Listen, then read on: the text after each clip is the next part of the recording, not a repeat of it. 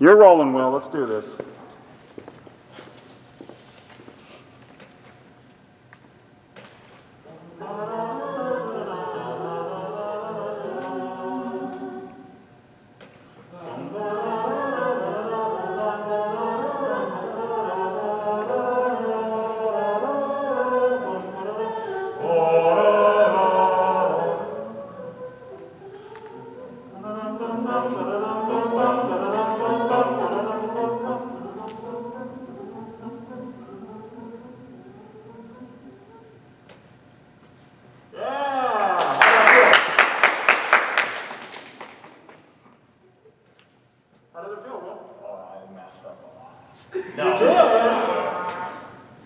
Mess up a lot? No.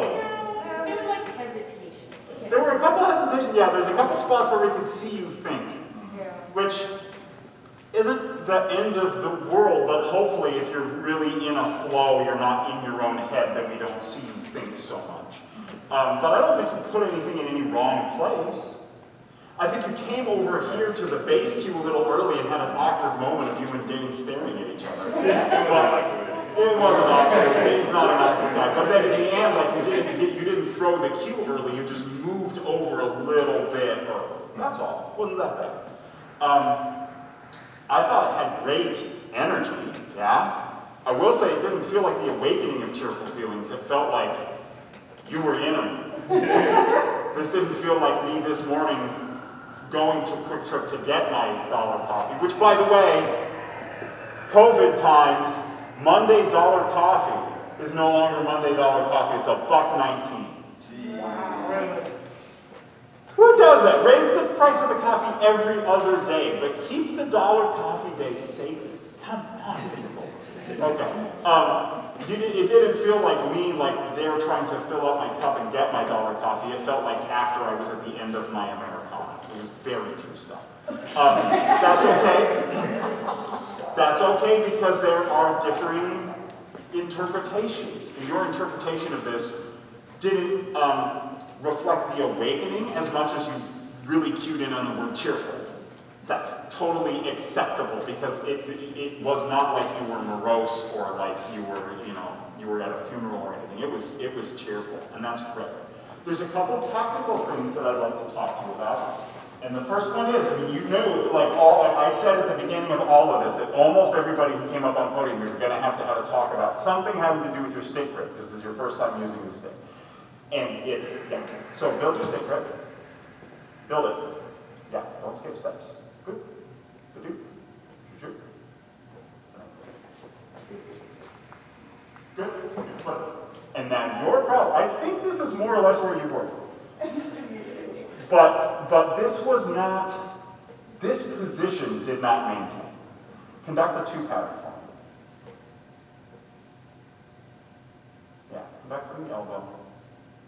Good. Put just a little bit more wrist snap in it. Click, click, click, click.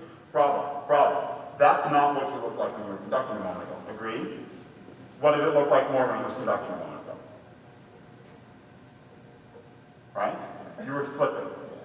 You were putting knuckles towards the floor. And when you put knuckles towards the floor, what does that do? Yeah, it pushes the baton up in the air, and if the baton is going anti-gravity and pushing up in the air, then remember, the water flow, it's stopping right there. It's not shooting upwards out of the tip of the baton. So there was some of this, and especially if you're somebody who's trying to remind yourself to keep the palm to the floor, but then as you conduct, you let the wrist flip, what happens? Like if you look at the shape that the tip of the stick is tracing in space, it gets super loopy and weird, okay?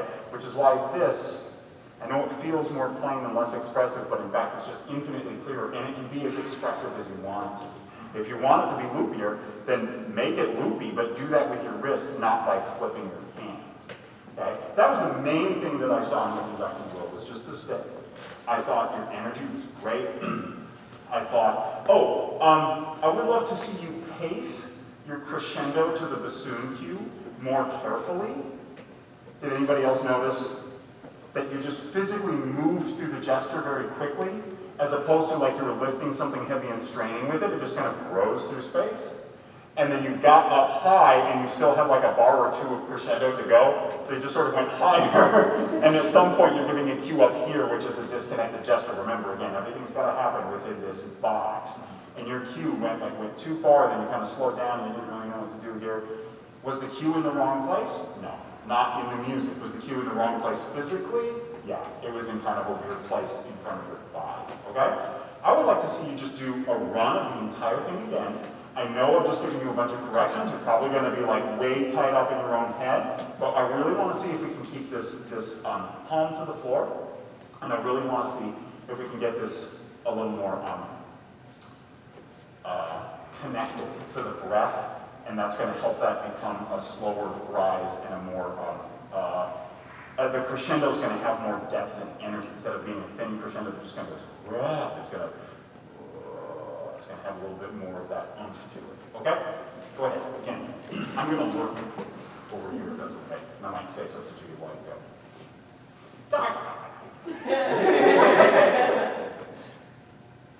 Ah, you did. Did you see it? Yeah. Like immediately you were here and it looked good, and then you gave your prep, and instead of prepping like this, you went immediately. Okay? Palm to the floor. Here's the thing though. If you mess up every gesture and give every cue in the wrong place on this run, you've already demonstrated your score line. If you give every cue in the wrong place and do everything else wrong, but you conduct with your palm to the floor on this because that's all you're thinking about, that's okay. Okay? Palm to the floor.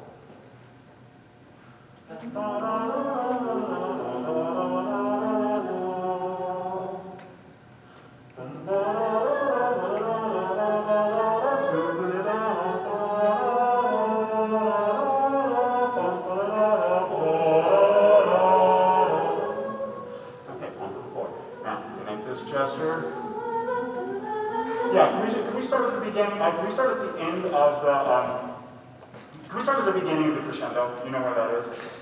Right, you're given a bass cue. Subito piano, bum, ba-da-dum, bum, and right there, can we start? Is that okay? Everybody knows where we are? 2, ready, go.